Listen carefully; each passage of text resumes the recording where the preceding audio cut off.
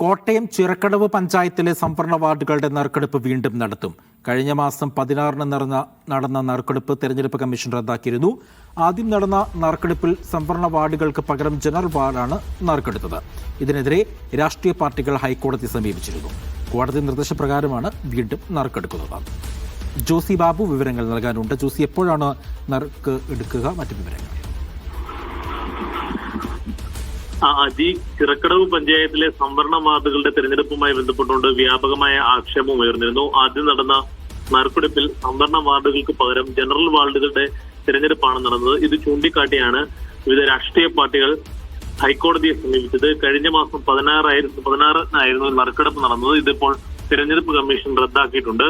ഹൈക്കോടതി നിർദ്ദേശപ്രകാരവും പുതിയ നറുക്കെടുപ്പ് നടത്തണമെന്നുള്ള നിർദ്ദേശം LSTD ജോയിന്റ് ഡയറക്ടർക്ക് ലഭിച്ചിട്ടുണ്ട്. എന്തായാലും കളക്ടറുടെ നേതൃത്വത്തിൽ വീണ്ടും 3 ദിവസത്തിനുള്ളിൽ നറുക്കെടുപ്പ് നടത്താനുള്ള തീരുമാനമായിട്ടുണ്ട്. തീയതി കളക്ടർ അറിയിക്കുമെന്ന് രാഷ്ട്രീയ പാർട്ടി നേതൃത്വങ്ങൾ വ്യക്തമാക്കുന്നു.